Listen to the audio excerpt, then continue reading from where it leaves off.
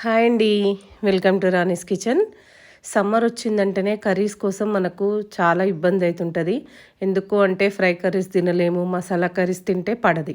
కానీ కర్రీస్ కొంచెం పల్చగా చేసుకోవాలి, టేస్టీగా ఉండాలి. అందుకోసం అని చెప్పేసి నేను కొంచెం ఈరోజు లంచ్కి బీరకాయ పప్పు టమాటా కర్రీ చేసిన. అది కూడా మీకు షేర్ చేద్దామని చెప్పేసి ఒక చిన్న వీడియో చేసిన. దీన్ని చూడండి మిస్ అవ్వకుండా, ఎందుకంటే మనకు సమ్మర్లో యూజ్ అవుతుంది కాబట్టి ఈ రెసిపీ పెడుతున్నా మీకోసం. ఓకేనా. ఇప్పుడైతే గిన్నెలో నేను ఒక 2 టేబుల్ స్పూన్ల ఆయిల్ వేసుకున్నా. ఆయిల్ కూడా ఎక్కువ పట్టదు, దీనికి తక్కువనే పడుతుంది. కొంచెం ఆవాలు, జీలకర్ర, కొంచెం మెంతి పొడి, దీంట్లోనే ఒక 4 పచ్చిమిరపకాయలు వేసేసుకొని ఒక ఉల్లిపాయ, చిన్న సైజు ఉల్లిపాయ వేసి కొంచెం వేయించుకోవాలి. ఇప్పుడు పప్పు వండుకుంటున్నాం కాబట్టి ఉల్లిపాయ తక్కువ వేసుకోవాలి, లేదంటే పప్పు పాడవుతుంది కాబట్టి కొంచెం ఉల్లిపాయ తక్కువ వేసుకొని, ఉల్లాకు కూడా ఒక 1/2 కప్పు వేసుకున్నా నేను. అంటే ఒక కట్ట మొత్తం వేసుకున్నా. ఉల్లాకు కట్టలు ఉంటాయి కదా, అందులో ఒక కట్ట వేసుకున్నా. అదొక 5 మినిట్స్ వేగిన తర్వాత పసుపు, అల్లం వెల్లిపాయ పేస్ట్ వేసేసుకొని మంచిగా కలుపుకోవాలి. పచ్చివాసన పోయేంత వరకు అల్లం వెల్లిపాయ పేస్ట్ని మంచిగా వేయించుకున్న తర్వాత బీరకాయలు, ఒక 1/2 కేజీ బీరకాయలు మంచిగా పొట్టు తీసి కట్ చేసి పెట్టుకున్న పీసెస్ అన్నీ వేసి మంచిగా కలుపుకోవాలి. ఈ తాలింపు అంతా పీసెస్కి పట్టే వరకు కలుపుకొని మనము ఒక 5 మినిట్స్ దీన్ని మంచిగా ఉడికించుకుందాం. ఫస్ట్ బీరకాయ ఉడికిందా లేదా చూద్దాం. చూడండి, ఇప్పుడు మనకు 5 మినిట్స్ తర్వాత బీరకాయ దగ్గరికి వచ్చింది, ఉడికింది కొంచెం. అంటే మొత్తం ఉడకలేదు, ఒక 70% ఉడికింది కదా.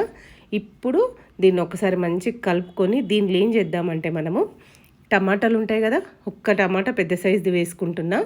ఇంకొకటి ఏమో మా చెట్టుకి చిన్న రాములక్కాయలు కాసినాయి, అవి వేసుకుంటున్నా. మీరు 2 టమాటాలు యూజ్ చేసుకోవచ్చు, పర్లేదు. ఓకేనా. ఇప్పుడు ఇది కూడా మొత్తం కలుపుకొని దీంట్లో నెక్స్ట్ వచ్చేసి మనం పెసరపప్పు వేసుకుందాం. పెసరపప్పు కూడా 2 టేబుల్ స్పూన్ల పెసరపప్పు తీసుకొని కడిగేసుకున్నా నేను. సరిపోతుంది, మనకు పప్పు తక్కువ ఉంటుంది, బీరకాయనే ఎక్కువ ఉంటుంది కాబట్టి పెసరపప్పు కొంచెం తక్కువనే వేసిన. దీంట్లో కొన్ని వాటర్ వేసుకుందాము. వాటర్ వేసుకొని కొంచెం సాల్ట్ వేసుకొని దీంట్లోనే మంచిగా ఒకసారి కలిపేసుకుందాం. ఎందుకంటే మనకు వాటర్ సరిపోయినాయా లేదా కలుపుకొని, ఇప్పుడు వాటర్ తోటి కలుపుకున్న తర్వాత కరివేపాకు వేసుకోవాలి. ఎప్పుడైనా కరివేపాకు మీదకెళ్ళి వేసుకుంటేనే బాగుంటుంది. దానికి ఇంకా కొన్ని వాటర్ వేసి నేను కొంచెం కారప్పొడి కూడా వేసుకొని మూత పెట్టి మళ్ళీ ఒక 5 నిమిషాలు ఉడికించుకుందాం. ఇంకొక 5 మినిట్స్ అయితే మన పప్పు ఉడికిపోతుంది. చూడండి, ఫస్ట్ పప్పు ఉడికిన తర్వాత ఇప్పుడు చూసిండ్రా పప్పు బీరకాయ మొత్తం ఉడికింది కదా. దీంట్లో ఇప్పుడు మీకు కావాల్సినన్ని వాటర్ వేసుకోవాలి. మనం ఎందుకంటే లూజ్గా వండుకుంటున్నాం కాబట్టి, పల్చగా వేసుకోవాలి కాబట్టి సరిపడనన్ని వాటర్ వేసుకోండి. మీకు కలుపుతూ ఉంటే తెలుస్తుంది కదా, మాకు సరిపోతుంది ఈ కర్రీకి అనుకున్నప్పుడు మీరు అంత మట్టుకు వాటర్ వేసుకుంటే సరిపోతుంది. ఓకే. ఇప్పుడు దీంట్లో కొంచెం కొత్తిమీరాకు వేసుకొని, కొంచెం ధనియాల పొడి వేసుకొని కొంచెం ఉడుకుబట్టే వరకు, అంటే ఇప్పుడు మనకు కర్రీ ఉడుకుతుంది అనే టైం వరకు జస్ట్ ఒక 2 మినిట్స్లో అయితే మనకు ఉడుకుబట్టిపోతుంది.